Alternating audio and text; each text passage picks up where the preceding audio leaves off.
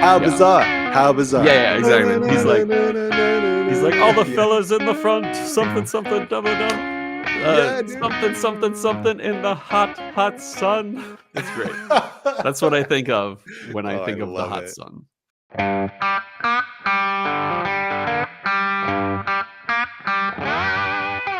Welcome once again to Chill Filtered, the podcast where we drink whiskey so that you don't have to, but you probably should. You probably are. Hey, that's why we like you.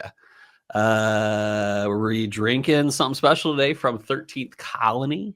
But before we get into the whiskey, before we get into the review, before we get into life in general, let's talk about some business. I never prepare for this, so I just think off the top of my head. Ooh, I like this one. And we probably did it the last 4 weeks, but we had some great comments last week. And hey, for a reason, but they didn't work, sadly. Maybe if we do 10 comments this week within Monday, then I'll do what I said we do last week.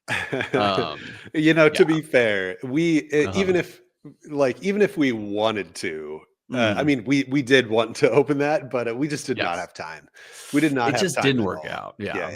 We were not just kicking around home, sitting around. No. I wasn't being some pansy. It just really wasn't the best. We wouldn't have been able to savor it. Yeah. Okay, let's put it this way. If it was my bottle and we'd had the same schedule that we had over those couple of days, I wouldn't have even opened it. Mm-hmm. Hey, but what we should do is this, and this will end the business for the week. Just, hey, comment on YouTube. We love that stuff. We eat it up. Yeah. And some new commenters this week, which I'm down for. Right. Love the Taco Bell podcast ideas. Yes. Thank you very much. One of my favorites was Crunchwrap Confidential. That was yeah. Dude, that's one of those things. Like, if we started a podcast on Taco Bell, which we won't, we don't have the time, we don't have the energy, but who knows? But that's one of the things that you might actually get sponsored by Taco Bell in the end. Right. Now would be legit. Can you imagine starting up a Taco Bell podcast and it just takes off and it's we've been doing you've been doing whiskey podcast for 7 years, and then just suddenly you start a Taco Bell podcast, and then But the funny thing is one of my it's one of those unwritten goals in life, or not unwritten, unofficial goals in life, is to make it to that Taco Bell keynote speaker kind of thing, or whatever the phrase I'm like the Apple keynote, or the Google, whatever that thing's called.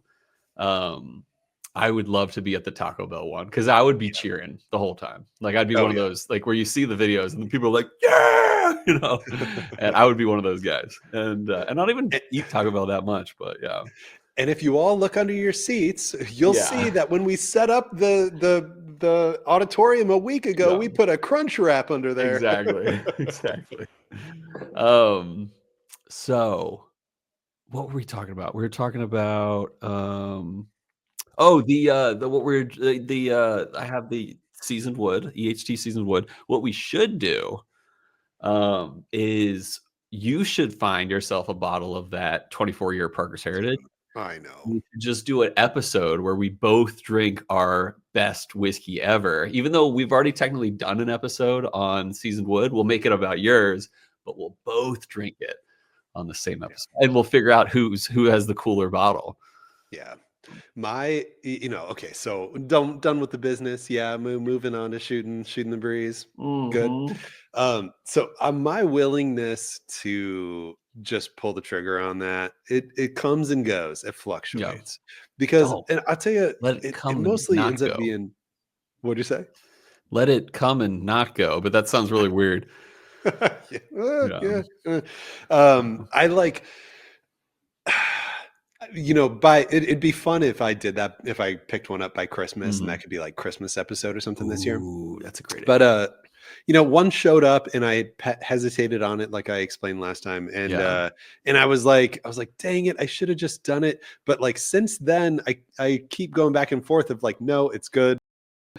that's a little irresponsible for me to spend that much on that. And like, I don't really need it. And it comes and goes with like me drinking other things. Like I'll have a couple pours of other things and I'm like, there's plenty of delicious whiskey. It's like, yes, it's nice that I got the opportunity to try that one time. Do I really need to spend hundreds of dollars for my own bottle of it? Like, I want to say yes. Some days the answer is no, and some days the answer is yes. But I mean, heck, dude, like, well, it was 2016. That was 9 years ago. They're not making more of those. I know. And that's why I got seasoned wood and paid a premium for it because they don't make all the it more anymore. Reason to just write it off because it's on its way out. There's no more showing up. I should just forget about it and I should just not care anymore. I think you're saying all this so that I open my bottle because you're like, I'm getting like, what's the word? I'm getting excited. There's probably a better word but I'm getting like up in arms about what you're saying. I'm like, no, you need it. And then I'm like, well, maybe I should drink mine. Yeah, I know, right? Well, the deal was if I got one, you'd open yours. So, it's almost like I figured I would be hammering the nail in the coffin here for your like never opening yours because I'm not also indulging. We got to do it. Like, and then can you imagine like getting a full bottle and then not only enjoying it on a fun episode, but also putting it in the pool and finding it in the pool one day out of nowhere. You're like, this is so good, Insane. And who knows? I mean, I might hate yours and you might hate mine. I know. I might hate yours. Yeah. I think about that. No, I might just be crazy, but I have had it multiple times and every time it blows my mind. Yeah. I'm glad you've had it multiple times because that was a big pill to swallow. Totally. Yeah. It was. Man, I'm entry buzzing. Yeah. And I'm entry buzzing on what we're drinking today. I was hoping you'd do a spit take there while you were drinking your water there. Twice. So I had Sam pour me a blind because what we're drinking today is 13th Colony 113. This is a brand new release, as Cole will explain later. This is 113 proof, 5 to 6 year, I think, from 13th Colony. It's new. It's releasing middle of the month, I think, coming up. And it is again 113 proof and maple stave finished or maple spiral finished. It's a $63 bottle. So and also the mash bill is 70% corn, 21% rye. So here's what I got to thinking. I said, what other high rye under $100 bottles do I have? The more important to me was kind of matching the amount of rye in here and also having it be somewhat of a value bottle. So I have here in front of me a blind of I actually didn't look up if this was the same mash bill. I just assumed that it is because it's MGP 21% rye. That's the double oaked, correct? No, that's the cast strength. I wish I had a double oaked, but this is the 2024 cast strength. So I've got the 113, I've got the 2024 cast strength, and then I've got Old Forester 1920. Nice. Similar-ish proof point. I mean, 115. These are 120-ish or something, and this is what 18% rye, I think. 72, yes, it is 72, 18, 10. Yep, nailed it. Man, I can't believe I remember that. And then also a Four Roses single barrel, OESK. What's the proof on that? E is going to get me 20% rye here. So the proof on this is 110-ish. That's high for a Four Roses. It's a tier 2. So I found that 115 is like out of this world high for a Four Roses or a Four Roses barrel strength. It does depend on the recipe because I don't. This is totally unconfirmed. It depends more. Yeah, sure. It depends more on the tier level. That's the number one factor because that tells you how high, how elevated it was. The barrel was aged in the rick house. So like you get some tier 6s that hit 120 and are right around 120. No problem at all. But I also swear. Go on. is the tier after the dash on the far right Uh, label? yeah, correct. Okay. It's the tier is the very last number on the Yeah, label. I gotcha. So I'm just anyway, I looking at it. swear, Uh-huh. unconfirmed, that it also depends on the recipe too. I have a theory that is again Uh-huh. completely unconfirmed that they store different recipes in different areas. Makes It's sense. because I personally believe that there's a trend of certain recipes skew higher in Uh-huh. ABV than others. But Uh-huh. again, within that trend, the tiers affect. Yeah. The lower the tier, generally, the lower the proof. Do you know But what their entry or the barrel entry proof typically is for them? I have no idea. It's a I good want to question. say it's available, like it's researchable online, but I Yeah. do have one 116er. It was a tier 3 Ah, okay. and it was an Cool. Cool. ABC pick. Nice. But yeah, You remember the recipe? You don't have to get let's up find again. out. No, we gotta Okay, know. all right. I'm taking a sip of my fourth one in the blind here, and what I can definitively say so far is the first three are very much in line, very much in Nice. line in terms of tastiness. Nice. OBSO. So nice. Absolutely. Hmm. I decided to go something similar in age and proof. I assume this is probably around the same age. It doesn't have an age statement on it. But this is a Nulu, specifically a Matt Madness, but also, of course, ADHD whiskey pick. But this was for, I believe, the first 2 years ago when I was on. It was the hardcore season. Yeah, season 3. So that was the one that I was on. But it Nice. is a toasted bourbon whiskey finished in apple brandy barrels. So it's got an interesting finish. Yeah. It is 123, so it's not too much, too close, but it's also not too far from 113. Yeah. The finish was 14 months. That's a lot. And actually, Yeah. sipping it this time around, it's the best I've ever had of this. It is. I've never gotten such a strong, raw, jet puffed marshmallow note on it. And when I Mm. say raw, it's like not like toasted marshmallow. Um, it's just right out of the bag, and it's actually really good. And I always felt like this was good, but not mind blowing. But I'm really starting to turn that corner a little bit. Not mind blowing. Like this isn't Yeah. like 9.6 or something like that. But this is a 9 this time around. Do love a good marshmallow note. I mean, it's Hmm. like toasty, caramelized sugar, but Yeah, like a thicker, rich mouthfeel. Like, yeah, yeah, marshmallow goes a long way for me in yeah, whiskey. yeah. It can go great. So I Yeah, heard you sipped this. What we're drinking today already, yeah, as you basically have already even poured it I right in front of did. you. Yeah, I did something fun with this. I'll yeah. save the Tell us results about it. for later, maybe Okay. when we're going through our ratings and stuff. But Ooh. I got this bottle at the perfect time to bring it to Patrick Slugafist's birthday Nice. get together, and I poured like 4 ounces into a big old 4 ounce sample bottle, Okay. Yeah. and so that I could share it with other people. And it's a Mhm. mystery pour. Totally. Coined by David, I believe, the brown bag special. Yeah. I Mhm. because he'll always bring something over in a brown bag and nobody knows what it is. I love it. So that was my brown bag special that I took to Patrick's party, and I Mhm. think about 6 guys tried it, and I just Nice. wanted to know, do you like it, and how much would Mhm. you pay for it? So I'll Yeah. tell you all about that later. But I sipped it there with them, and then I sipped it another day. I think the day that I got it, I popped it open immediately and just Nice. tried it right away. But again, we'll get into all that when we actually Yeah. review it. So yes, I cheated on this one You twice. cheated. Twice. How dare you? Um, so something fun happened this week. Um, Mhm.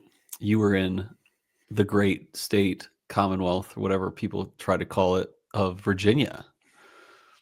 Yeah, I was like, which state would a lover really to the Yeah. most? And so I Good was thing like, we're maybe both I should go to lovers, Virginia. So individually, with independently lovers.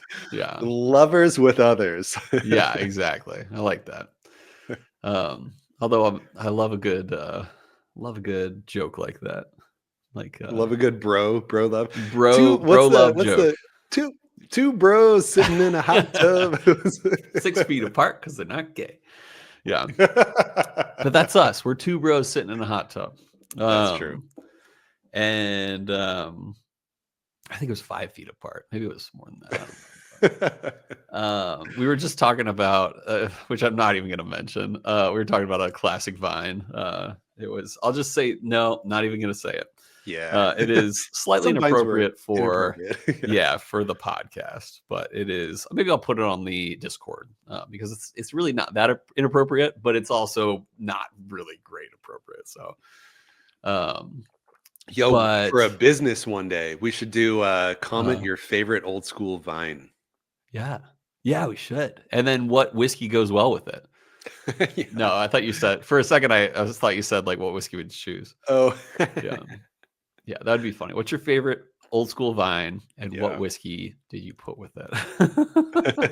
Yeah. Pairs well with it. How much of it do you need to drink before the vine actually gets legitimately funny? or better yet, how much does your wife have to drink to laugh at it, or your spouse? Yeah, I know. Yeah. yeah.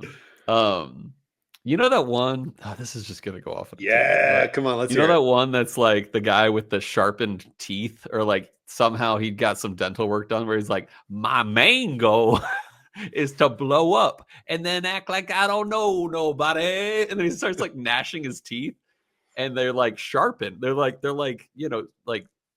he's like, and all of his teeth are pointed, and it's so weird. Yeah, look it up. I've heard of the pointy teeth dental procedure. But weird. I mean, like, I don't know, once or twice. I figured it was just somebody who wanted to, cosplay a vampire for the rest of their life or something. No. It's every tooth. Every tooth. Oh, like even his incisors are super pointed. creepy. Yeah. I mean, you smile for every photograph, and But you just the weird thing is they like probably line up because they're like sawtooth. Like, it's weird. that is weird. It is weird. But he's like, but act like I don't know nobody. It's Nobody so eats steak faster than that guy. Yeah, dude, he rips it down. Yeah. Yeah. So Yeah, it Virginia was though. funny. Yeah. Go on. I was gonna say no. my daughter was really excited to see you and say, welcome to our home. Can I get you some water? And so that's why basically that like you got in late on Monday night and then had to leave after, Beck went to school the next day. And so we were like, Bryan, you got to wake up for Beck. And he was a pro. He was a sport about it and didn't complain a bit. Not that he needed to, but I think I got 5 hours of sleep. and And then woke up at like 3 or no. Woke up at like, or I guess 4 Arizona time. Oh, yeah, right. But yeah, at your house. Well, and actually we should say the awesome pour that we sipped at the bar. But we went out to a bar, had some fun, and then came home, and I was finally getting to bed at like 12:30, and then had an alarm set for like 6 to wake up on time and to be able to say hi to Beck, to be offered a glass of water, which I never received, by the way. That's my fault. Yeah. We said, and what do you do if he says yes? And then she's like, I'll get him water. I'm like, well, how about we get Daddy to get him water? And I never got you water. And he never did. No. What a jerk. Mm-hmm. What a jerk, that Daddy. But yes, thank you for doing that for Beck. It was cute. I enjoyed it. Gray was giving you the eye all morning. Like, who's this guy? What's he doing this morning? I do love, I like to just get up in the morning. And like, I'll admit, it's hard to get out of bed sometimes, but like once I'm out of bed and starting to actually roll for the day, I'm like, I'm always happy that I actually woke up. I'm definitely not. And like, I will feel like I wasted the day if I sleep in too late. So I definitely like So it. you know what my trick is? I feel the same way in general. Like but I also am very good at getting up. My trick is I keep my phone across the room when I go to bed. And so when the alarm goes off, I have to literally get out of bed to turn off the alarm. And so I have to, like, once I turn off the alarm, I'm like, all right, I'm up. Probably should just get ready because this is what I intended to do last night, is get up at this time. I could go that way to the bathroom, or I could go that way to go back to bed. Yeah, that's my trick. Yeah. And I used to have a very loud alarm clock before the kids. Like, and it would just like, and I would get up, like, I would just like, because some people will hear the alarm and just let it go.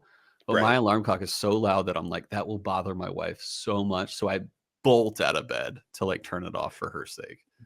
That's what I was going to ask is how did Heather feel about that? Oh, she's used to it. But like, honestly, like you won't get more than 5 seconds of my alarm clock because I am out of that bed to like turn it off. Yeah. So, but yeah, we went to a cool distillery out in Fredericksburg. Oh yeah, some of you may have heard of it. I happen to have the Glen in my hand right now. Hopefully, you bought a Glen, or was that from the last time? From the last time, yeah. That's cool. A. Smith Bowman, if you can see this on the YouTube, the YouTube distillery of the Commonwealth. Yeah. But I can't say that. There are also some cool distilleries. There's you ever heard of what's the name? Well, you've definitely heard of Virginia Distilling, which is that single malt distillery. Sip some at the bar. Shout out to Bryan if you're listening. Right. Yeah, Bryan with a Y, just like you. It is called, it starts with a C and they do only rise. Oh crap, no, I forgot it. It has a Cornerstone Rye. You ever heard of that? Cornerstone Rye? Actually, that does sound very familiar. But Cornerstone Rye might actually also match up with Wild Turkey. But that's probably what I'm thinking of. It starts with a C. Rye. It's out of Leesburg, or at least Loudoun County. Loudoun Clear County. Not spelled the same way as one of our favorite Patreon people. Actually, favorite Patreon couples, Andrew and Melissa Loudon. But it's funny. No, I googled Cornerstone Rye, and literally all that comes up is Wild Turkey. Was it Cornerstone? Look up a Loudoun County Rye whiskey. Okay, I'm curious if you could hear Louden. That's how you spell loud and clear, no? No, it's Lowden. Okay. Loudoun County. I know my Patreon people. See, I could do better. Loudoun County, I'm the one who sends out all the Catoctin Creek? Catoctin Creek. Yeah, that's it. That's Roundstone Rye. It's not Cornerstone Rye. Roundstone Rye is what they do. Roundstone Rye. That's so funny. In my head, for my entire life, I've always said Catoctin Creek. Catoctin. Yeah. Thank you. Yeah. The good education for myself and maybe some listeners. Yes, totally. What else is that in Arizona? I mean, not Arizona. There's a place called something Fox. It's out of Williamsburg. It's not good yet. I'll be honest. Like maybe they're working on things, and it's not my jam as of yet. Although Miles Ferguson has been a fan of a few of their releases, which maybe I haven't had those ones yet. So, and then what else is in Virginia? Silverback shares Virginia and Pennsylvania. Definitely never heard of that. What? What's the one? Silverback? I've heard of a Silverback. Not with you, but we've done at least 2 episodes on Silverback. We did the what's the name of that stupid ape? And it's not Silverback. I forget. But then we did remember the what's her name? Christine Riggleman Reserve. Nope. She's the only female master distiller that has a release named after her. Oh, I've heard this story before. Yes. I'm not going to comment on that. I thought that was what's the one where the bottle's shaped like a woman figure? Oh no, that's actually the dude is behind that. Well, okay, so there is a large company that is women owned, but I believe it's mostly orchestrated by a dude. But that is American Women's Spirits. But I might be wrong, and if I'm wrong, and you hear this, American Women's Spirits company, please reach out, and I will totally rescind what I was saying. Even though there's like a board of directors that's all women, even though some people that work for the company are all women, I want to say the driving force of that company is a dude, dentist. I want to say, but dentist. Hey, yeah, which is familiar, fine. Yeah. You know, I know plenty of dentists. One last anti-dentite. No, go on. Yeah, right. Chill Filtered Podcast, the anti-dentist podcast. Yeah. We hate dentists. If you're a dentist, don't write in. Don't leave a YouTube comment. Have you seen? Do you know what I'm referring to? Is Seinfeld? There's the like Anti-dentite? what's his name? Jerry gets accused of being an anti-dentite, and they're like, soon you're just gonna say they should go to their own schools, and he's like, they do go to their own schools. Yeah, that's funny. Oh, that's great. There's so many barrel particulates in this, John. You were saying, go on. Haven't heard what you're drinking yet, but real quick, very last distillery. Do you remember? Oh, that's right. Yeah, yeah. You're drinking the Nulu. We were on our way to breakfast the next day. Oh yeah, Reservoir Distillery. Reservoir. Yep, that's correct. Out of Richmond, Virginia. Have you had much of their stuff? I've had like maybe one, and it was, I think, their bourbon. And it was Nice. Yeah, but I feel like they're taking it seriously, trying to really build up their stuff. But I haven't had it in a while, so I want to give them a little credit in that I haven't had them in a while. So Gotcha. Yeah, I forgot about them.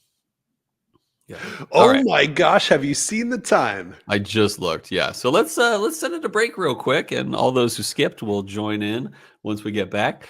And we'll get into the history of what we're drinking today, what makes it special, and that's what we got for this week. So we'll be right back after this quick break.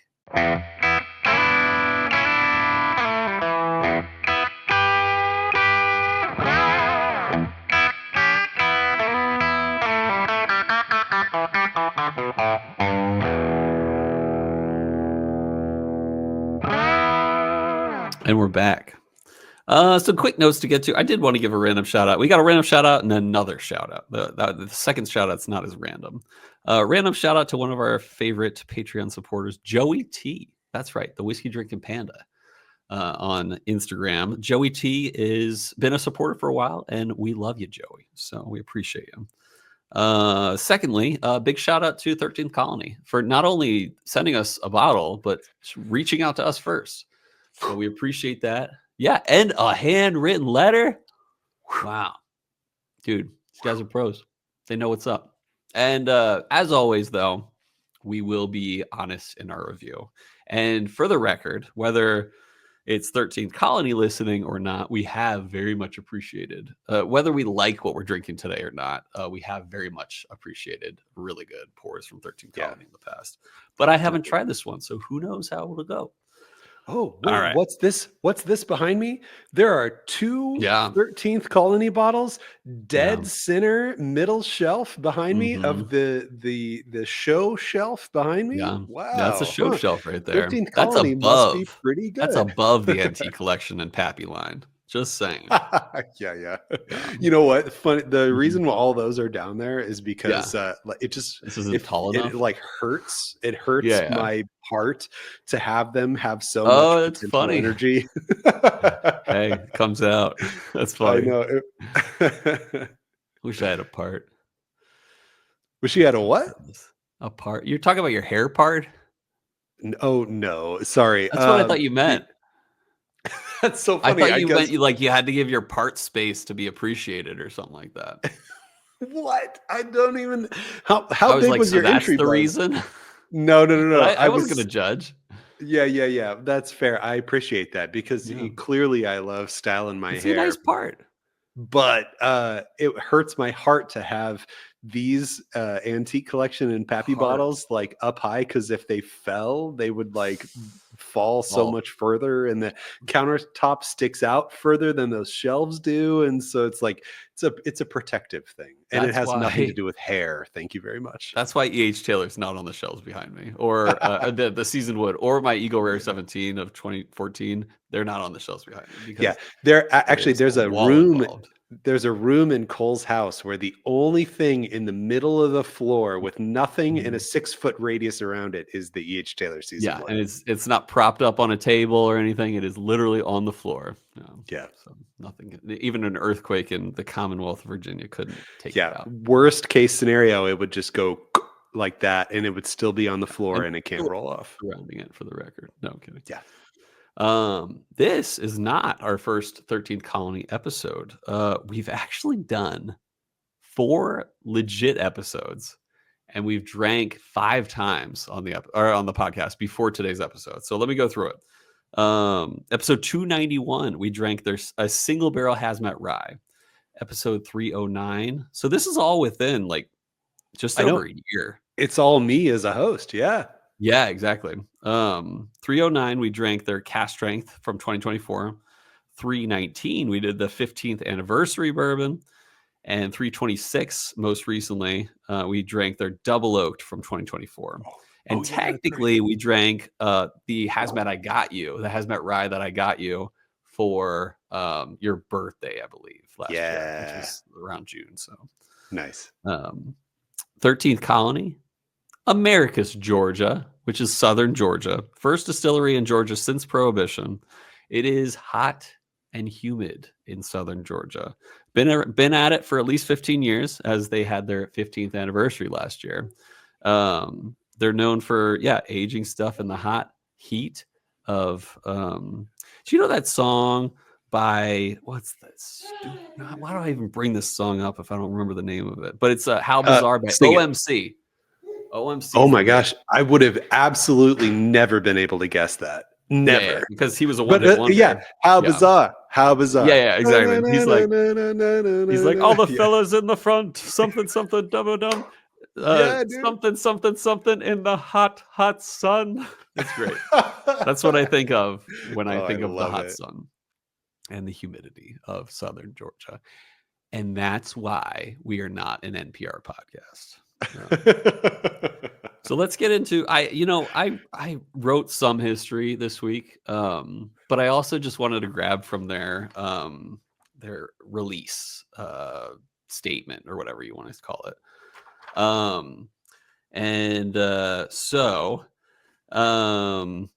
Yes, this is launching a limited release from Americus from 13th Colony. There it is. Limited release 113 bourbon. That's what they call it. A higher proof, more and flavorful bourbon at a lower price. So they're going for higher proof, lower price on this guy because you could. What was I think I bought the Hazmat for like $150 or something like that. Sounds about right for a store pick, and you never know what the store is going to do, but you never know. I mean, don't get me wrong, that is a fantastic price for how good it is. I mean, it's candy and Hazmat. It's good. Yeah. It is aged between 5 and 6 years in that South Georgia climate. But in this case, it's not just a 5 to 6 year higher proof whiskey or bourbon for that matter. It is also finished with toasted maple wood spirals. So they toast. So like spirals are basically a way you can take wood and give it a lot more surface area before throwing it in a container or a barrel to give it more wood properties at this point, because it's not oak. Maple is very different. And so they wanted to do that. And this comes out mid-March. So just about when this episode comes out, it'll come out in the next week or two in select markets. And we'll get to those markets in a hot moment. This expression, this is the quote from 13th Colony. Quote, "This expression showcases the depth of flavor produced by aging in our South Georgia climate," said Maxwell Darby. What a great name, dude. What a name. That's like Darby. Trip Stimson, or he was the guy behind, I don't know where he is now, but he was at least with Jefferson's, Kentucky Artisan Distillers. I want to say he's moved on. Trip Stimson. Yeah. Dude, Maxwell Darby lives in like an English mansion with marble statues. Like Mr. Darby like lives in late 1800s. I grew up in mainline Philadelphia area. For those who know what Philadelphia is comprised of, they'll know what I'm talking about. But there was the big watershed that I was a part of was the Darby Creek watershed, and it was Darby. And I think of that every time I think of Darby. What does watershed mean? You don't know what watershed means? Okay. So like technically you can consider the Mississippi River watershed every drop of water that hits a stream that exits through the Mississippi Delta is part of the Mississippi watershed. The region is shedding water through. I don't know if that's what they meant. I just always thought it was just watershed. Okay, but it is like it's like the you could lay out every river's watershed, like every major river watershed in the country, and they wouldn't overlap each other. Like basically drops. It's like a continental divide kind of thing. Either water will go this way or this way. Exactly. Yeah. Yeah, because if they did overlap each other, that would just be the way for the water to get out. Exactly. So I grew up near the Darby Creek watershed, which then went into the Delaware River watershed, similar to the Brandywine River watershed, nearby to the Darby Creek watershed. And now you will edit in the more you know. Yeah, exactly. Star on here. Yeah. Yep. And now people know that if they're not on their 4th episode by now, people are like, I'm out of here. I know. Yeah, right. That's great. But if they're on their 4th episode, they're hooked already. So anyway. Yeah, we could say anything. We could talk about all the old vines, and they'll stick around. Yeah, let's talk about other watersheds. Anyway, Darby, Maxwell Darby, president of 13th Colony Distilleries, which is located in Americus, Georgia, where the region's high temperature swings and steady humidity are perfect for naturally aging bourbon. Quote, we wanted to put out a specialty release that balances the higher proof with approachability in flavor and price, unquote, Darby said of the 113 bourbon. Whether you're a seasoned bourbon drinker or someone who's looking to explore higher proof whiskeys, is it that high? Especially when you're putting out hazmats left and right. It's higher. Yeah, it's higher. You got that right. It's like calling someone an older gentleman instead of an old gentleman or an old man. He says our 113 bourbon is flavorful pour that won't break the bank. He's later on it says the 113 bourbon is another addition to 13 Colony's successful limited edition series, including last year's commemorative 15th anniversary bourbon, which we featured on the podcast, immensely popular double oaked bourbon. And he says this release coming out in fall 2025 and the 2024 cask strength Southern bourbon. I will get into it now instead of later. Where it is allocated in these select markets is Arkansas, Arizona, Colorado, Connecticut, Florida, Georgia, Kentucky, Missouri, Oklahoma, South Carolina, Tennessee, and the great nation of Texas. Yep. Oh, there it is. Look at that. Beautiful card. Okay, so let's talk color. Well, no, let's that's and then let me finish my notes. 113 proof, not obviously, maybe you didn't think that. Age between 5 and 6 years. 13th Colony Distillery, 113 bourbon is 112 proof. 112.1 proof. Toasted maple wood spiral finish. I wonder how many spirals they had in those barrels. 70% corn, 21% rye, 9% malty bees. MSRP, we might have mentioned this before, but maybe we didn't. $63, $62.99. And I'm gonna pour out some for this homie right here. Yeah, I'm gonna pour too. I haven't poured my. And we'll get to my blind order that I was doing later, because I don't want to know before we sit and review this. You mentioned color. Let's just turn these two bottles on their sides here. Red. Not sure how well you can see this, but can. This one here is the old 2024 cask strength. Oh, you know what? I could turn these so that you could see the labels. That might help a little bit. So there is a redder and darker color. Not sure if it comes through on the video, but must be those toasted maple staves. Yep. The 113 toasted maple staves does clearly bring out a darker, redder color on the whiskey. All right. Give it the old matte job. Oh, look at this. Maybe I should pour it in my 13th Colony Glencairn. You should. Oh, I got a pork chop for you. Okay. Oh, it took me a second. Nice and soft. I don't know if you even heard it. It was thunky. Yeah, the maple staves really softened up the cork pop. Yeah. The pork chop. Yeah. Pork chop. I like that. Never thought of that. Dude, maple pork chop? I think we're onto something. That sounds great. I think we just made a restaurant right here. Yeah. Nose is Huge table bump there. Apologies yeah, if I you heard heard that. that. Yeah. Nose is excuse me. Nose is appley, but not in my typical apple way. Okay, so hear me out. It's not bitter, it is not acidic, but it is slightly the apples I might get off a apple cider vinegar. Um, Oh, I without like the that. without the vinegar portion. Yeah. Right, right. It's definitely not like it is very, very bright. And Mhm. it smells like it is going to be a thin, light, bright summertime bourbon experience here. Yeah. There's a woodiness here too. I mean, For like sure. I don't want to just say maple. Frankly, I've never just dug my nose into a maple tree before, Oh, but yeah? there's a It's because you live in there- Arizona.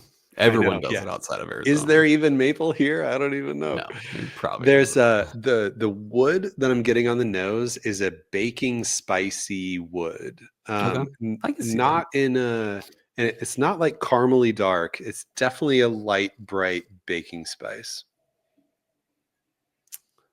Um, yeah, it is bright. It is white sugary to me. Maybe even maple syrupy, but more white sugary than brown sugary on the nose. On the nose. But I'm gonna go in for a sip in a hot second. Yeah, I did just sip too. Um, there's it definitely stays light through the whole palate. It is finished. You can definitely tell that it's finished. I say that now, but watch me like go through my blind order. I have opinions on my blind order that like Uh-huh. I have it's kind of guesses. I have guesses. Yeah. We'll see if I'm right. But anyway, it's the it's got a sweet sugary thing that like makes you say like, yeah, this totally feels like it's finished. I can totally see how this is finished. It makes for a nice even sip through the whole thing. It stays very summertimey. It stays very light, bright, and even just looking at the bottle, like with Uh-huh. the chonkiness of Chonk. these 13th Colony bottles, like the way that it's lighter than you would expect for like a deep, heavy syrupy. Like their cast strength stuff is Mhm. substantial. That's like motor oil. The cast Yeah. strength stuff, you can't even see through that. You can see through these bottles. So this Yeah. is more in line with that 2024 release, the Mhm. 2024 cast strength, in that it's got a lighter color you can actually see through. On the palate, I thought about it for a second, and I can't say it's just like the Brown Foreman Old Forester mash bill, but it's not too far off. And I know my Old Forester mash bill when I taste it, but it's not too Yes, far you off, which do. makes sense. It's similar in what was it, 80-24-9 or 70-21-9? Yeah, Yeah, 70-21-9. 70-21-9. Yep. Yeah. Which is pretty darn close to Old Foresters. Yeah. Oh, But I can assume this is an Indiana mash bill. I did. Yeah, I meant to say on the bottle, it explicitly says distilled in Indiana, aged and bottled by 13th Colony Nice. Distilleries. You And know, go ahead. another thing, And another. uh, you mentioned it was aged in that Georgia climate.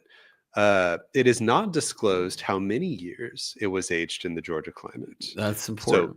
we don't know how many years it was in Georgia and how many years, if any, it was in Indiana. But you think about it. I mean, if 13 Colony could pull it off, a 5-year barrel is going to cost more than a less than 1-year barrel that they age in. Does that make sense? In Absolutely. Georgia. Yeah. So they probably, Like if they thought about it early enough, yeah, they probably bought it yeah, before it was well aged.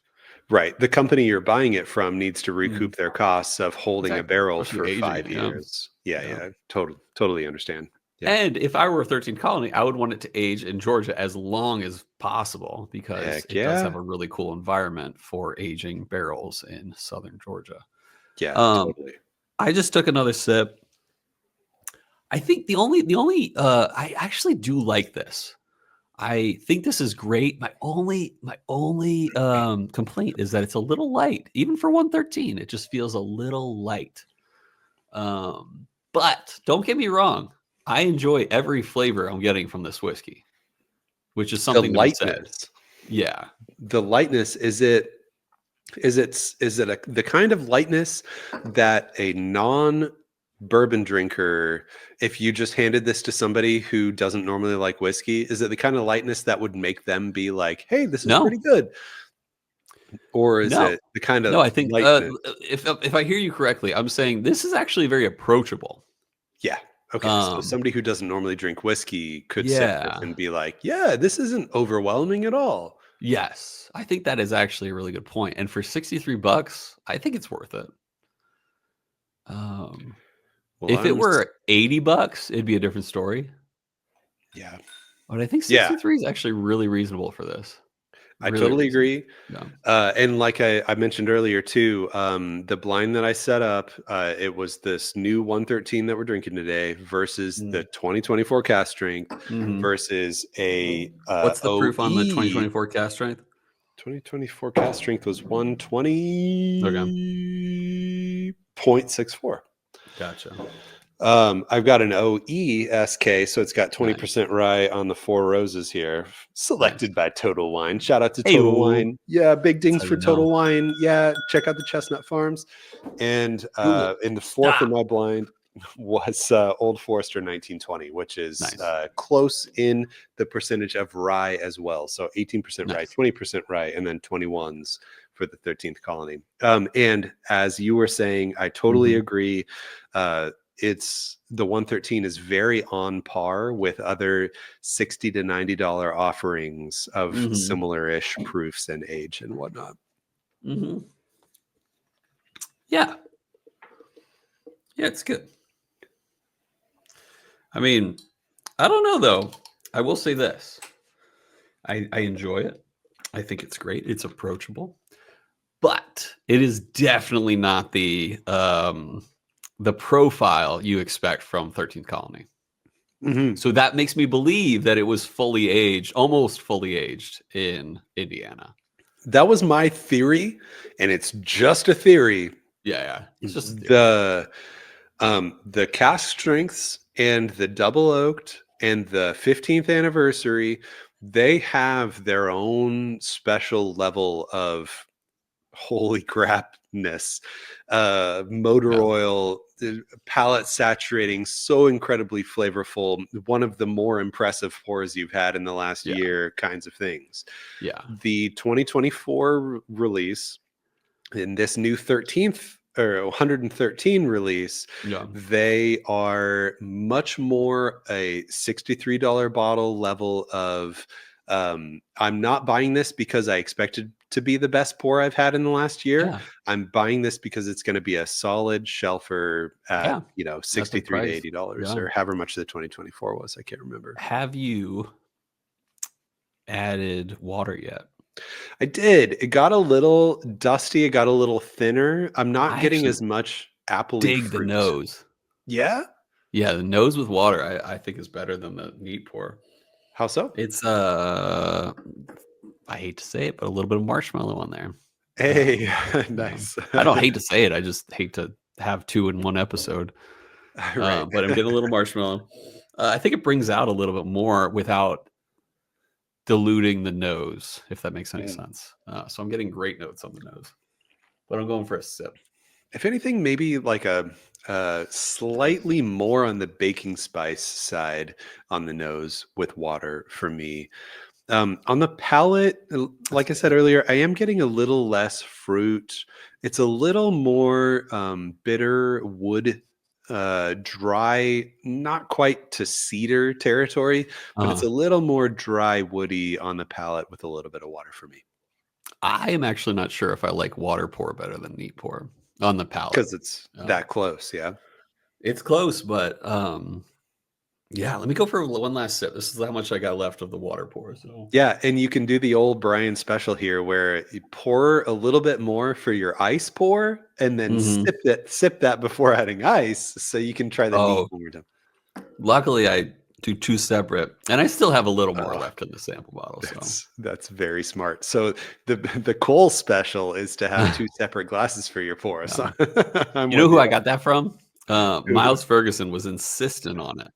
Oh yeah, nice. Yeah. So one sec. But yeah, I adjusted my earbud and it started Yeah. playing something. Oh, nice. Yeah. Yeah, So what was it? give me a second. Tell us what it was. I'll tell you exactly what it was. It was my actuarial study program video. Yeah. So it's nothing anyone would be very excited about, but yes. So it's like a very NPR newscasty. So when you take 2 and you add 2, you get 4. We're talking about time series, autoregressive, and moving average models. Yes, the moving average model of this 113 pour is just linear. It is And linear, then baby. what you do is throw in an integrated part to that, and you get an auto-regressive integrated moving average model, or moving average, which basically is ARIMA, ARIMA. Oh yeah. When I ARIMA this exam. When I ARIMA this pour, I get I get the area under the curve when I integrate, and that just saturates my palate. Dude, I wish my math was that simple. I was getting the area under a curve, man. Those are the days. Those are the days, man. Like, do you remember when you were in high school and you're like doing like pre-calc or like algebra 2 or something like that, and you're like, this stuff is crazy. And then you look back at like, long division and you're like, that was easy. I and know. Now I'm at the point where like calc 3 is easy. And this stuff is like so complex. Yeah. And it's not like math built on math. It's just very specific math that you have a lot of rules for. It's not like I'm doing like the integrals related to integrals. Like it's nothing like that. It's just like what I have to do has so many rules. That's what it is. Yeah. Go on. You look back on what you were doing back then and you're like, dang, at the time you thought it was crazy, but when you look back on it, all you were doing was taking the exponent, bringing it down in front as a multiplier. Dude, polynomial differentiation was like so good. Yeah. X to the third over 3, man, that's crazy. Yeah, dude, seriously. And then when finally you get to integration, and you're like, well, what do I do when I'm at X to the -1 and need to go, or like 1 over X and need to integrate it? You're like, you ready for this? Natural logs, baby. I love that stuff. Yeah. But anyway, those who skipped over this section already. No, I'm sure like Dramhound is like, he seems like a mathy guy, even though I don't know though. I know he worked for a tech company that was pretty big. But I bet he's a mathy guy. Like I bet he knows exactly what I was talking about I bet he's been exposed to such things. And if not, he learned it from this episode right here. Yeah. And then John Hughes is like yelling at the car right now saying, no, the integration of 1 over X is 1/2 X over 2. No, it's not the same. Dude, I'm pretty sure. I think Kentucky Colonels have people to integrate for them. They don't have to integrate themselves. Exactly. Dude, that guy's such a cool guy. He's a colonel. Dude's a colonel. Yeah. Someday I need to meet John Hughes. Someday I need to be a colonel. But yeah, you know what we should start planning for? I was talking to Miles Ferguson about this. Miles and I actually are tight. We've gotten tighter since the podcast. Yeah. And I talked to him recently, and we're like, we should plan 2026 Scotland. Start planning soon. And dude, so many people reached out and were like, dude, you plan it, we'll be there. Wow, Scotland more than like Wisconsin. Yeah. You know who's in Scotland right now? Max. Yeah, I saw that. Max, the myth, the legend is in Scotland right now. Dude, he's sending pictures and everything. If he listens to tomorrow's episode, from Scotland, I'll be like, he's a true baller. He'll be our first Scotland listener ever. I don't know. I bet we have like Richard Patterson's probably on. Yeah, he's probably a listener. I know. He's all about listening for the differentiation and derivatives. Yeah, exactly. Derivatives, integration. integration by parts, all that Okay. stuff. I poured my ice pour. I sipped a little more before I added ice to confirm I am 100% neat pour over water pour for sure. Mm. The neat pour had more viscosity and more thick sweetness. So the neat pour is definitely better than the water pour for me. The ice pour is not bad with ice. I'm not getting bitterness. Yeah, I guess that makes sense. I see why you're laughing. With ice. The fact that you said with ice Yeah. at the end of that made me Yeah. laugh. But the ice pour is terrible without ice. Yeah, I know. Yeah. It's funny how that works. Yeah. Because I'm not getting anything. That's math right there. That is math. The ice reduces it to pure, just kind of dry, woody for me. Really? It Dude, I'm takes away loving sweetness, takes away fruit. I'm purely dry wood, maybe a little baking spice too. I think it's good. I think I Mm. prefer neat palate though. I don't know. Maybe I like water palate more. I don't know. All of my notes previously were just nose. I only just sipped ice now. Okay. It's kind of the Is it same, bad? actually. But it's not bad, is it? No. It's definitely not bad. That's something It's we definitely said. not bad. It's just more about the spice and the dry oak or maple. It's absolutely Dry tasty. wood.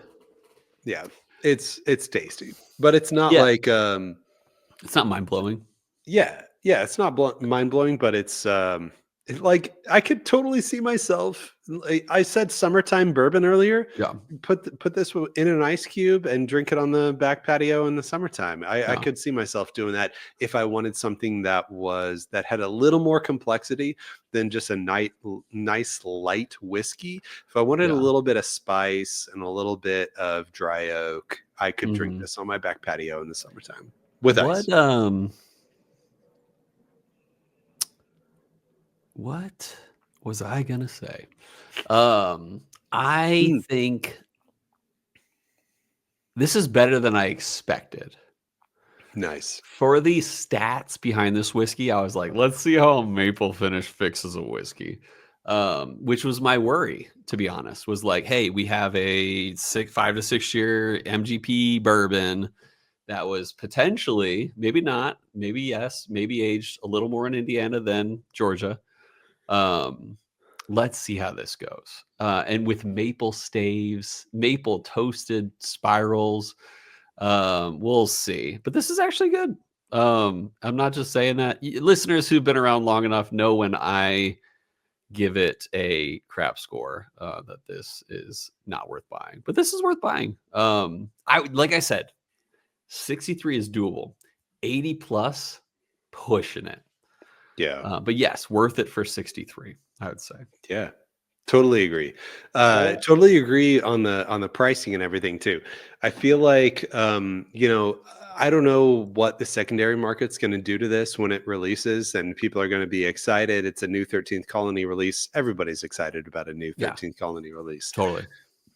I do not recommend that you pay more than maybe like 90 for this. I think 100%. that's my personal cutoff. It is a limited edition, so it very well might go higher. Yeah, it definitely is a limited edition. In a previous episode, I was questioning and theorizing. I wasn't sure what was going on with this, and I wasn't sure if it was just going to be a standard shelfer for you to be able to go and get whenever you wanted. On the label on this bottle, it says 2025 release. Yep. And I have since seen that this is definitely a annual release. So it's probably not going to be perma-stocked anywhere.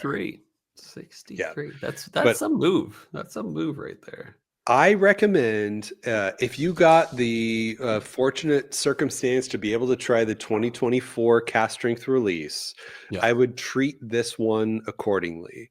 With however you felt about the 2024 cast strength release, I believe you will find more flavor and less ABV heat on the 113. I think you'll like it a little more, but it is totally in the same realm, same world as the 2024 cast strength release. Nice. Rating. Yeah. Okay. So rating. And now I'm going to go through, I'm going to tell you the blind that I did earlier. Do it. So I thought that there was a, a back seat here. My last place when I checked the answer key that Yeah. from my wife who poured, the last place ended up being the 2024 cast strength release. Okay. And then there were two mid kind of tasty, like, Yeah. and they were, I say tasty, it's a very descriptive tasting note. Yeah. So yeah, Super if you know what, super yummy in your tummy. tasty whiskeys are like, Yeah. yeah, God. Oh yeah. Tune into the Bowman episode if you want 2 to hear my episodes from now. Yeah. yummy in your tummy releases. Yeah. The two finished ones really stood out for me. It was not finished, sorry, but the 1920 Okay. and the 113 kind of took like middle of the road for me. Okay. They were kind of a tie in the middle. So And the then Four 113, Roses took the lead. yeah, Four Roses did take the lead. I thought that, Understandable. yeah, the Four Roses stood out as it did not have the extra layer of finished sweetness for me. It stood out as an unfinished bourbon that really has more legs to stand on. Yeah. The 113 and the Old Forester, because I mean, the Old Forester 1920 is like heavy, like bananas Foster to me. It's got Yeah. a lot of sugars. And those sugars also showed up in the 113 for me to put it above the 2024 cast strength. So that's how the blind played out for me. For score, are you thinking And anything 7 already? years ago, Oh my gosh. I you're gave this one a genius. score of 8.85. What goes into that? How did you come to that score? I feel like it's close to like great. I think this is very good, but not on the edge of great. I think great really starts around 9, like, and then it gets like, crazy good.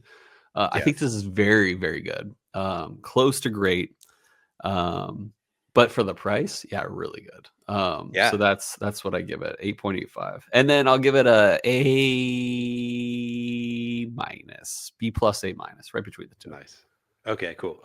I'm looking at my scale right now. I do believe this is above average. And for me, like Yeah, 100%. C is just straight average. Like I'm going to forget about this 5 minutes after I sip it. I think that this sits at a B for me. I think that it has more pros than cons. I think that it stands out for the price point. This should be a $63 bottle. This stands out to me as a $63 bottle of like, if this was just on the shelf and I could tell my buddy who's never had a lot of bourbon before, hey, go try this. It's worth it at $63. I would give this as a recommendation. So I hope it's available. We'll see if it gets, gobbled up immediately. But for me, it sits at a B. I think that it stands out as a value shelfer. Yeah. I agree. 100%. All right. Now that we've talked about ratings and we talked about the blind results, let's move it on to our next segment of the show, a segment that we'd like to call Whiskey World News.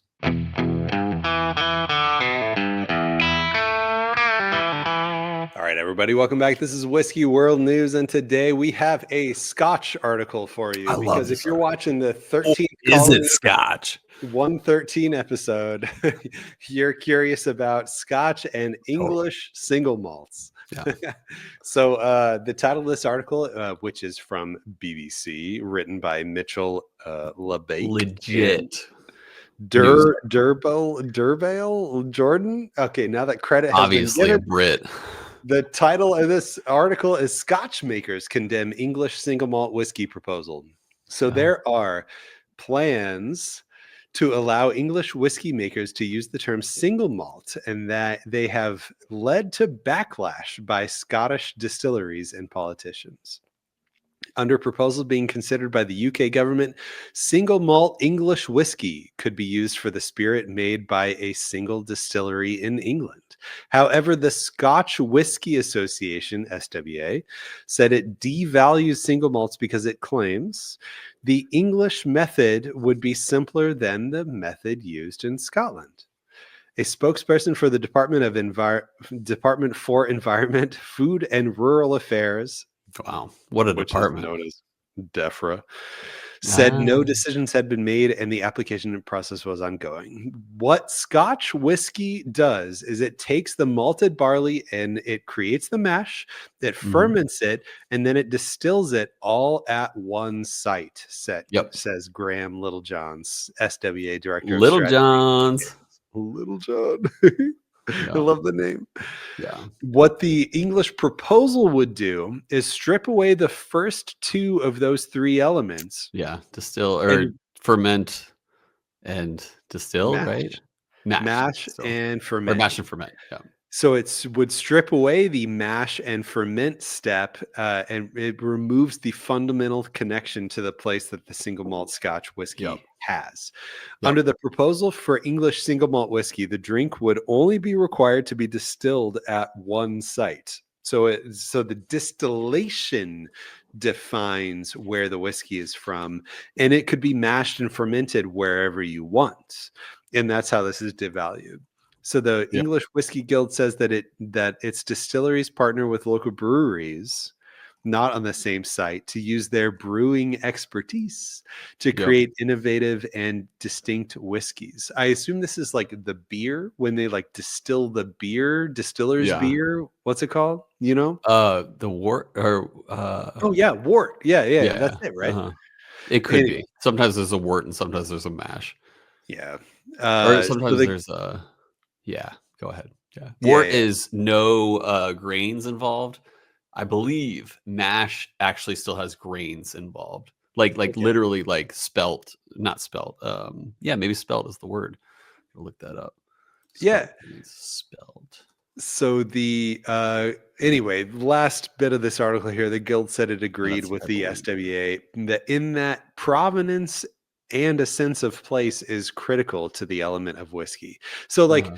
it is important to them to instill in a sense of place in this whiskey, Mhm. but what's important to them is to be able to partner with local breweries for their brewing techniques to Yeah. be able to have their product mashed and distilled by a third party or somewhere else before they actually distill it. Yeah. So this actually, I kind of stand in the middle here. This is a very interesting article. Um, let's give a counterexample. Is something that you call a single malt, whiskey Del Bach, for example. So the rules for American single malt, as was recently passed in December of last year, 2024, it needs to be a type of whiskey that is mashed, distilled, and aged in the United States, is distilled entirely at one distillery and distilled to a proof of 160 or less, and then is distilled from a fermented mash of 100% malted barley, is stored and used or in oaked barrels. Not it could be used, could be uncharred or new charred, with a maximum of 700 liters. And I digress. Not less than 80 proof on the whiskey, on the finish or on the bottling. Um, and so, okay, this doesn't fit that definition. So I'm like, okay, does this does this I hate to use this word and I don't think this is a curse word and it's come up early on in this podcast, does this bastardize single malt whiskey? Um and the answer is I'd say no. Because at the very least American single malt can pull it off. But I kind of, the thing about Scotch whiskey is that yes, you need to be mashed, distilled, fermented, and not in that order, of course, um, all in the same distillery, which makes the single part of single malt needs to be done at a single distillery. So like I'm Yeah. in the middle here. It's like even like yes, a single malt in the US can be distilled technically outside of the main distillation site, even though the distillation site needs to be one single distillery. um I'm kind of in the middle here. But I also know that the SWA is really overly protective of Scotch. and this isn't Scotch. I mean, Yeah. we know that English whiskey, it might be connected to the same island as Scotland, or at least England might be connected to the same island as Scotland. But like, it's a different. It's going to be labeled differently. Yeah. And I really don't think people are going to be running to the shelves to pick up their English single malt at this point in time. They may be in a few years, but like no one cares about English single malt now. But then they're going to be like, well, it'll get big because they're cheating. That's kind of like what happened with the Bottled and Bond Act of 1897, where it's like people were faking whiskey and people were running to the fake whiskey because they were adding things like vanilla and like caramel and stuff like that. But no. They're doing it somewhat legitly, mostly legitly. In fact, they're doing it legitly. It's just a matter of words at this point. So I'm right in the middle. It's like, do I rep the SWA? No, not 100%. But I also get why. But I'm leaning a little bit more towards let English single malt do it the way they want to do it, because they're not Scotch, and no one's running to English single malt yet. Me too. But anyway, yeah. It does seem like the SWA has a tendency to knee jerk. Dude, react. they throw out litigation so quick. Yeah. So speaking of, we talked about Virginia Distilling Company. They put out a release that was called the Highland Style Single Malt or something like that. And they got threatened by the SWA, like hardcore threatened.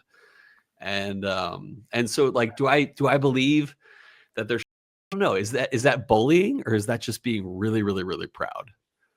I don't know. I think it's all of the above. Yeah, I agree. I think it's a little bullying because you're really, really proud, because you're overprotective. Yeah. I think that it's all those things. I think that it just seems like they power grab at every opportunity they possibly could. They really do.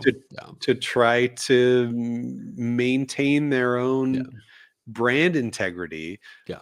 But like, I mean, they already have so much. Like, the word Scotch means so much. Yeah, that's the thing. It's Scotch. Like, this anyone isn't Scotch. Anyone who's seen Anchorman has heard Ron Burgundy say "Scotchy, Scotch, Scotch." I like, love Scotch. Yeah. Scotch is such its own thing that if and it should be. Yeah.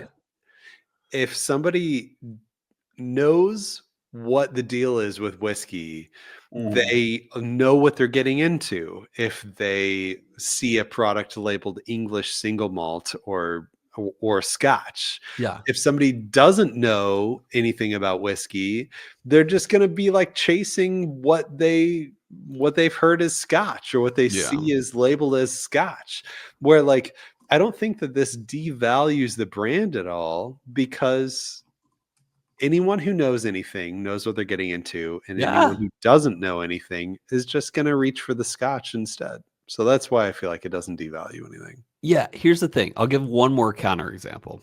Is Australian Single Malt. Great category. They do some cool things out in especially Tasmania. But it is not Scotch.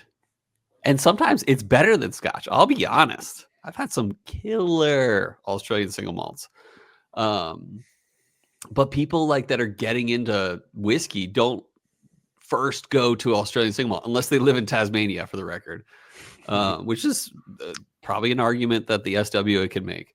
But I feel like the SWA is like, we need people to go first to Scotch. And I don't think anyone's not going first to Scotch. You know what I mean? Right. Like, I feel like Scotch is the ultimate. If you're going to try single malt, you'll probably start with Scotch. And then you'll find out that, mesquite smoked single malt is actually really good. So like, I don't know. If you don't know anything about anything, if you don't know anything about anything, you're not going to Google single malt before you Google the word Scotch. Yeah. The word Scotch is going to get introduced to you word before the word single malt does. 100%. So you're going to be more. You don't hear a newbie saying, I really like single malt. But you do hear a newbie saying, I really like Scotch. Right. And they might not even know the differences between Scotch, because not all Scotches are single malt. Oh. Yeah. Mm-hmm. All right. Yeah. Well, let's skedaddle into Let's. what whiskey would you choose? We asked on Instagram last week, what is your alternative to Stag? Yeah. Do you know how this came out? I didn't check it once, I don't think. Did you win by far? No, not by far, actually. Oh, you won. We had a good amount of votes here. Nice. I'm impressed with our total number of votes, Nice. but it ended up 60-40 here. Okay, cool. So 60% to 40%. 60% preferred Elijah Craig Barrel Proof to Nice. Rare Breed as Okay. an alternative to Stag. And we got a couple of write-ins here from our good old favorites. Madtown marketer Ben Klepsig says Elijah Craig Barrel Proof, doubling down on that. Or Booker's or or Old Ezra 7 or Old Forester 1920. Many different candidates for a Stag replacement here from Ben. Nice. Marco and AZ wrote in, he said Knob single barrel or 1792 full proof. I get the 1792 full proof. That makes sense. Yeah. Paul Clarkson wrote in, he said Peerless Double Oak. Have you had this? I don't think so. Nope. I had some Peerless Double Oak in a blind last night. I can't even tell you what else was in there, but I can tell you that the Peerless Double Oak was actually the best thing that was in there. So it's pretty decent, at least. Must be right. Pretty decent, but knowing Peerless, I guess I don't know what the I want to say the price of a Peerless Double Oak at like Total Wine would be 100 to 110 maybe. Okay. That might be a little much for like the quality of it, but it's definitely tasty, no doubt, for sure. Yeah. We got a write in from good old Cody Clark 88. He says Booker's, and like I can't believe I didn't think of that. Like Booker's to me is super solid too for like a Stag replacement of a super flavorful, high-ish proof whiskey that's gonna saturate your palate in the same way that Stag does. Maybe without as much spice and without as much ABV heat. So in general, Booker's is pretty sweet, pretty tasty on its own. So nice. And lastly, Bryce Marita B. Said says, I don't have a true alt, but maybe Elmer T. Lee. I'm sorry to say this. Go ahead. Because we said it. Yeah. We said it can't be Buffalo Trace. And that's right. Is I Buffalo totally Trace. forgot. Yeah. Oh, yeah. But we love Bryce nonetheless. Okay, well, you can forget that he said that because he also said Maker's Mark otherwise. Not a bad vote there, yeah. Get you some Maker's Mark. Especially their cast strength, yeah. Yeah, definitely. The Maker's cast strength and Maker's 46 and Maker's 46 cast strength. Ooh, for sure. All solid. Yeah. But now this week we are asking you. We're asking you if you prefer high age low proof or low age high proof. And between the two, whichever your choice is, what is your favorite? What is exemplary for you? And it doesn't have to be the best whiskey you've ever had. It doesn't have to be whatever. Just like for you, what you go to, what you buy yourself on the shelf, what is your go-to for a higher age, lower proof or a lower age, higher proof? So I'm gonna put some stipulations on this. I'm gonna say proof is determined by less than 95 is low, more than 115 is high. Does that fit your hopes? Sure, yeah. Okay, cool. So. And then age-wise, less than 10 is low, more than 13 is high. Does that fit your Yeah, I probably would have even said less than like 8 is low. Yeah. But yeah, I mean, obviously, yeah, whatever works for you. Yeah. Okay, let's say less than 8, higher than 13 is the low to high. So, what is your answer, Brian? Okay, so my answer, of course, is that one on the end right there. That one is Saz 18. There's probably been like 3 what whiskey would you chooses in the last like 2 months that I've said Saz 18 on. It's okay. But it's Saz 18 again. I think it's fantastic. I've got the 2024 release over here, and like it's got all the all the rye, fruit, strawberry So yummy. softness that you would want. But So the yummy. 2024 has this musty, earthy funk thing to it too that I Yeah. really, really enjoy. So It's good. that sucker is 90 proof, if I remember correctly. 100%. Yep. Mhm. And it's 18 years. So high Yep. age, low proof for me, with SAS 18 being wearing the crown. Yep. Because obviously we know there's some middle ground whiskeys that can outdo this. We've talked about our favorite whiskeys, which are right between. I mean, seasoned wood is 100 proof, and yours is high age, mid proof. Your favorite or at least your best. But I don't know how aged seasoned wood is. I want to say it's at least 10. So it's right in the middle, 100%. Oh, you were Proof, talking about 10-ish years. Parker's Heritage Yeah, 24 yeah, year. yeah, for Yeah, sure. yeah, yeah. Well, I couldn't say that Um, this time. no, yeah, for sure, because it's in the middle, at least in proof. Yeah. I also am high age, low proof. Yeah. I think my example of that is pre 101 proof Eagle Rare 17s. I think those are just phenomenal. And I will go with pre 101 proof Eagle Rare 17s, 90 proof, Which is 90 17 proof. years. Yeah. 90 Ooh, proof 17 years is one of these days. delicious. One of these With that, days. yeah. Yeah, that'll be, I forget what, no, that's when I passed my final exam to become a associate of the Casualty Actuarial Society. So what number of exam is that? Where are you at right now? That's 7. I'm at 4. And you're at, Yeah. So it might very well be a few years.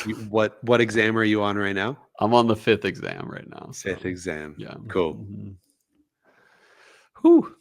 Yeah. So Okay, we'll well, if you need me to help you study, let me know. I mean, because might be worth if it it. gets me to try some of that too, Yeah. I'm in. I'm happy. Have you ever had pre 101?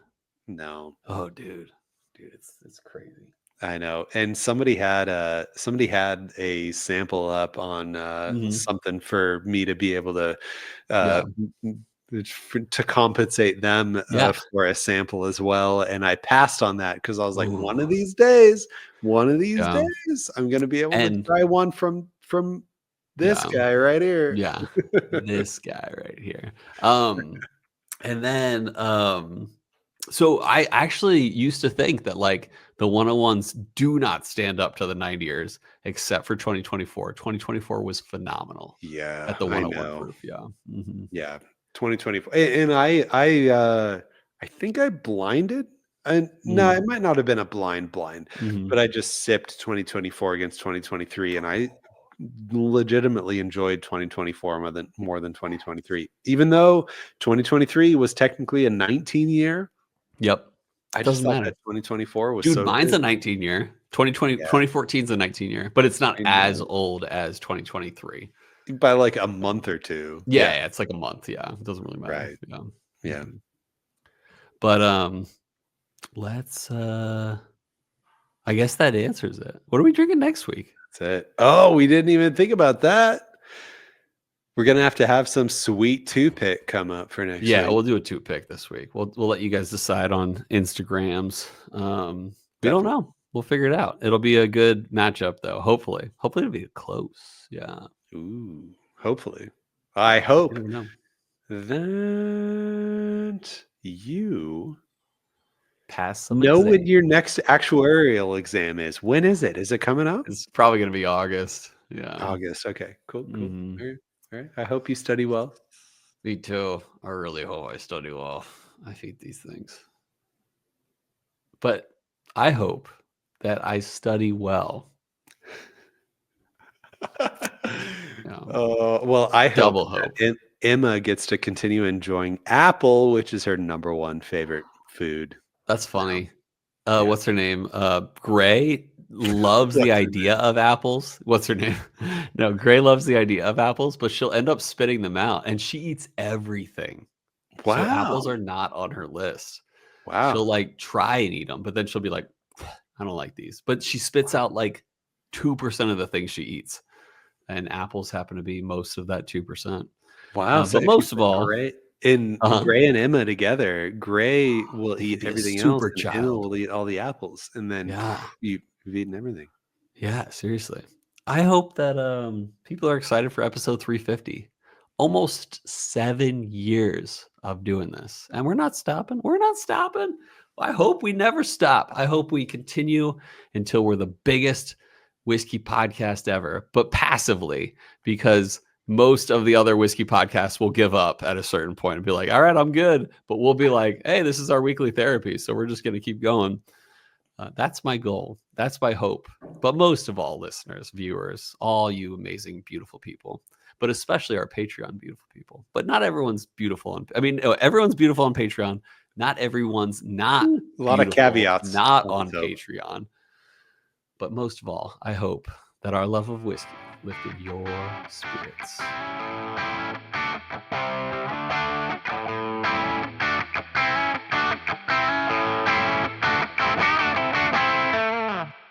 Two bros sitting in a hot tub.